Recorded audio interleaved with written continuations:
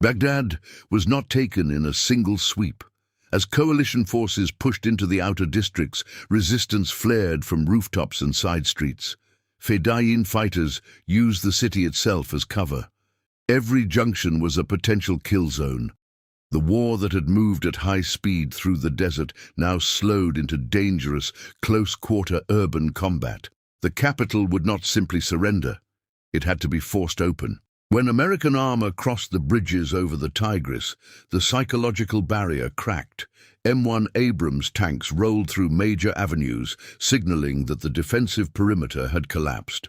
The sight of heavy armor in the heart of the city shattered the illusion of regime control. But dominance on the streets did not yet mean control of the city. Baghdad was vast, unpredictable, and still armed. Strategic buildings were targeted with precision. Command centers, communications hubs, and presidential compounds were struck to sever the regime's control network under Saddam Hussein. The aim was decapitation, not destruction for its own sake. Remove coordination and resistance fractures, but power structures do not vanish cleanly. They fragment, and fragmentation creates chaos. Electricity failed in districts across the capital. State broadcasts faltered. Rumours replaced official statements. Civilians struggled to understand what was happening beyond their neighborhoods. Journalists transmitted fragmented reports from hotel balconies as smoke rose across the skyline.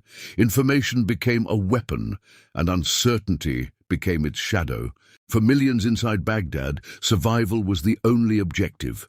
Families sheltered indoors as gunfire echoed between buildings, shops shut, streets emptied. Some tried to flee, others waited in fear.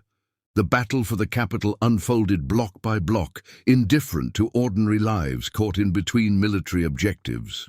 By the end of the assault, the regime still technically existed, but control was slipping fast. Defensive lines were broken, communication was fractured, authority was thinning. Baghdad had not yet fallen, but the structure holding it together was cracking. What came next would not just end a government, it would reshape the war itself.